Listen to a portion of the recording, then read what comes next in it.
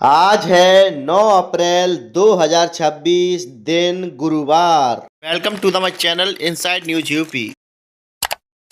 आइए नजर डालते हैं यूपी की 20 बड़ी खबरों पर। चक्रवात की वजह से अचानक हुआ ऐसा मौसम, 24 घंटे में 6 डिग्री गिरा पारा। प्रदेश में जारी बेमौसम वर्षा, तड़ झंझावट और ओलावृष्टि के दौर से बृहस्पतिवार से राहत मिलने की संभावना है। मौसम विभाग के अनुसार शुक्रवार से पूरे देश में मौसम पूरी तरह शुष्क हो जाएगा। यह मौसमी बदलाव एक सक्रिय पश्चिमी विक्षोभ और निचले क्षोभ मंडल में बने चक्रवाती परिसंचरण के कारण हो रहा था, जिसने पूरे देश को प्रभावित किया था। दो विमान काफी देर तक आसमान में चक्कर लगाते रहे। लखनऊ एयरपोर्ट पर 2 इंडिगो उड़ानें डाइवर्ट। मंगलवार शाम मौसम खराब होने और लो विजिबिलिटी के चलते लखनऊ एयरपोर्ट पर इंडिगो की 2 उड़ानें की लैंडिंग नहीं हो सकी। एयरपोर्ट सूत्रों ने बताया कि दोनों विमान काफी देर तक आसमान में चक्कर काटते रहे, लेकिन एयर ट्रैफिक कंट्रोल ने अनुमति न मिलने पर अंततः उन्हें वाराणसी एयरपोर्ट डाइवर्ट कर दिया गया।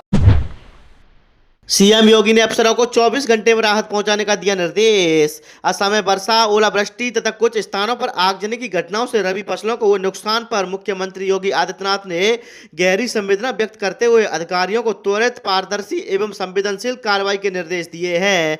बुधवार प्रातः इस संबंध में आयोजित उच्च स्तरीय समीक्षा बैठक में मुख्यमंत्री ने कहा कि इस विपरीत परिस्थिति में अन्नदाता का चिंतित होना स्वाभाविक है और राज्य सरकार पूरी प्रतिबद्धता के साथ किसानों के साथ खड़ी है। अब सुल्तानपुर रोड से भी जुड़ेगा ग्रीन कॉरिडोर। सेना की जमीन से मरी माता मंदिर तक बनाई जाएगी सड़क। पिपरा घाट से शहीद पथ के बीच आकार ले रहा ग्रीन कॉरिडोर अब सुल्तानपुर रोड से भी जुड़ेगा। इसके लिए सेना की जमीन से मरी माता मंदिर तक 4 लेन सड़क बनाई जाएगी। इससे करीब 10 लाख की आबादी गोमती नगर विस्तार से अर्जुनगंज की ओर आवाजाही आसान हो जाएगी। एलडीए बीसी प्रथमेश कुमार ने मंगलवार को निरीक्षण के बाद सड़क का काम जल्द शुरू कराने के निर्देश दिए।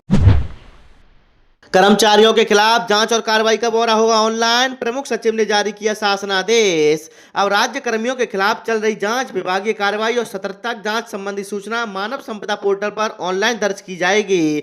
इस संबंध में प्रमुख सचिव नियुक्ति एवं कार्मिक एम देवराज ने शासनादेश जारी कर दिया है। उन्होंने सभी संबंधित अधिकारियों को इसका कड़ाई से पालन सुनिश्चित करने को कहा है। 1100 करोड़ के बजट पर मोहर। शहर के एंट्री पॉइंट पर बनेंगे 5 प्रवेश द्वार। गोरखपुर विकास प्राधिकरण की 130वीं बोर्ड बैठक में शहर के विकास के साथ वित्तीय प्रबंधन पर भी अहम चर्चा हुई। बैठक में वित्तीय वर्ष 2026-27 के लिए लगभग 1100 करोड़ का आय व्यय का बजट प्रस्तुत किया गया, जिससे मंजूरी मिल गई। इसके साथ ही शहर के एंट्री पॉइंट पर 5 प्रवेश द्वार बनाए जाने को भी बोर्ड ने मंजूरी दी है। इज्जतनगर मंडल के 363 किलोमीटर के 7 रेलखंडों का हो दोहरीकरण। जल्द तैयार होगी डीपीआर। इज्जतनगर रेल मंडल के 7 रेलखंडों का दोहरीकरण कराया जाएगा। फाइनल लोकेशन सर्वे के लिए सरकार ने 34.22 करोड़ रुपए का बजट जारी कर दिया है। सर्वे के बाद डिटेल प्रोजेक्ट रिपोर्ट बनाकर रेलवे बोर्ड भेजी जाएगी। इज्जतनगर मंडल की डीआरएम बीड़ा सिन्हा ने बताया कि उत्तराखंड में कई परियोजनाओं पर काम चल रहा है। आने वाले समय में इज्जतनगर मंडल के तहत संचालित होने वाली लंबी दूरी की ट्रेनों की संख्या बढ़ जाएगी। बरेली में फैज और चंद्रकांति हॉस्पिटल की नोटिस, पंजीकरण रद्द करने की चेतावनी। बरेली के मंडलायुक्त भूपेंद्र एस चौधरी के निर्देश पर स्वास्थ्य विभाग की टीम ने मंगलवार को शहर के विभिन्न अस्पतालों का औचक निरीक्षण किया। इस दौरान कई अनियमितताएं मिली। फैज और चंद्रकांति हॉस्पिटल को नोटिस दिया गया है। मुख्य चिकित्सा अधिकारी डॉक्टर विश्राम सिंह की अध्यक्षता में गठित विशेष टीम में डॉक्टर लैब अहमद, डॉक्टर अनुराग अग्रवाल और अमीर बेग शामिल रहे। नदियों के नाम पर बनेगी नई टाउनशिप, सीएम योगी की बड़ी घोषणा। मुख्यमंत्री योगी आदित्यनाथ ने मंगलवार को ताज नगरी के लिए 6466 करोड़ रुपए की परियोजनाओं की सौगात दी। मुख्यमंत्री ने बताया कि मुख्यमंत्री शहरी विस्तारीकरण योजना के तहत विकसित हो रही इस टाउनशिप की बड़ी विशेषता इसकी सांस्कृतिक पहचान है। यहां बनने वाली 10 आवासीय टाउनशिप का नाम भारत की 10 पवित्र नदियों गंगा, यमुना, सरस्वती, नर्मदा, सिंधु, कावेरी आदि के नाम पर किया गया है। आगरा को नई सुपरफास्ट ट्रेन का तोहफा, नियमित होगा संचालन। राजस्थान से होते हुए जाएगी गुजरात। आगरा को नई ट्रेन का तोहफा मिला है। आगरा कैंट से असारवा के बीच नई सुपरफास्ट एक्सप्रेस ट्रेन का नियमित संचालन बुधवार से शुरू हो जाएगा। यह ट्रेन आगरा से राजस्थान होते हुए गुजरात के बीच कनेक्टिविटी प्रदान करेगी, जिससे यात्रियों को सुविधा मिलेगी। इससे व्यापार और पर्यटन को बढ़ावा मिल जाएगा। किताबों की कीमतों ने छुए आसमान, बीएसए ने मारा छापा, 55 स्कूलों को दिया जाएगा नोटिस।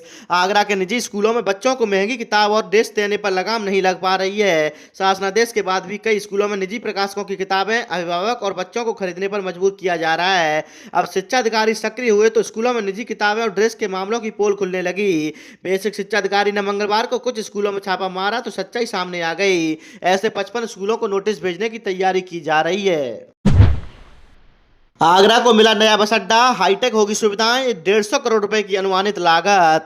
आगरा को एक और बस अड्डे की सौगात मिली है। फाउंड्री नगर डिपो को सार्वजनिक निजी भागीदारी मॉडल पर बस अड्डे को विकसित किया जाएगा।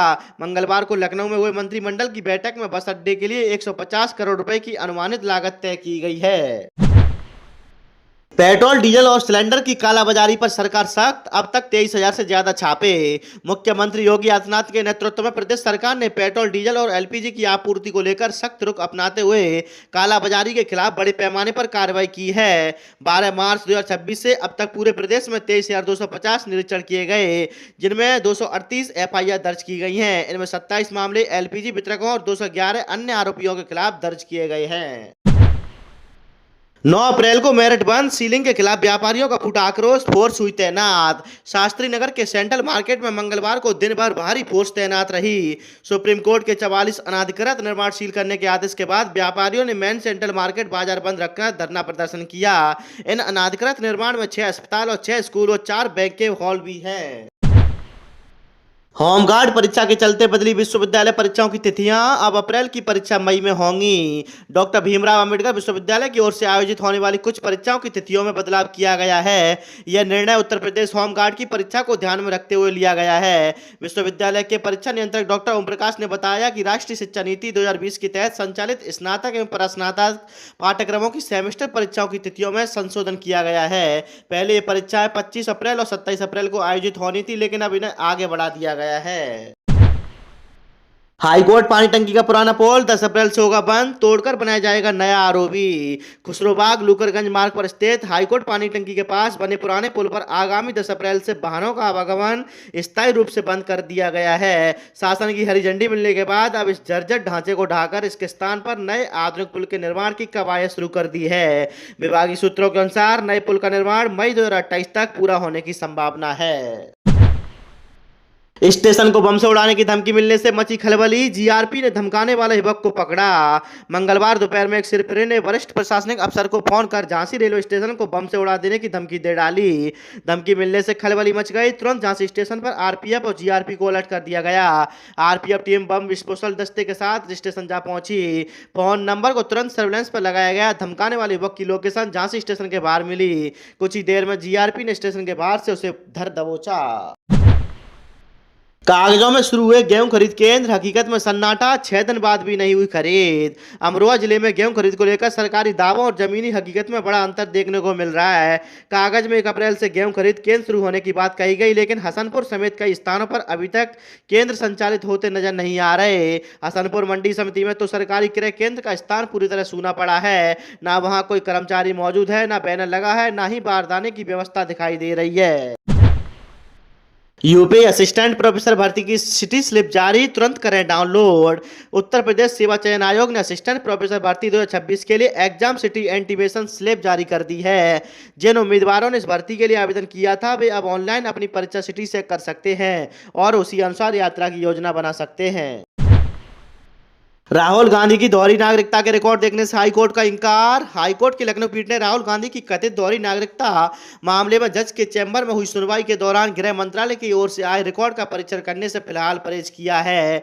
न्यायमूर्ति सुभाष विद्यार्थी की एकल पीठ ने कहा कि केंद्र सरकार के अधिकारी रिकॉर्ड के साथ उपस्थित थे, लेकिन कोर्ट इस स्टेज पर राहुल के खिलाफ लगाए गए आरोपों की सत्यता की जाँच नहीं करने जा रहा।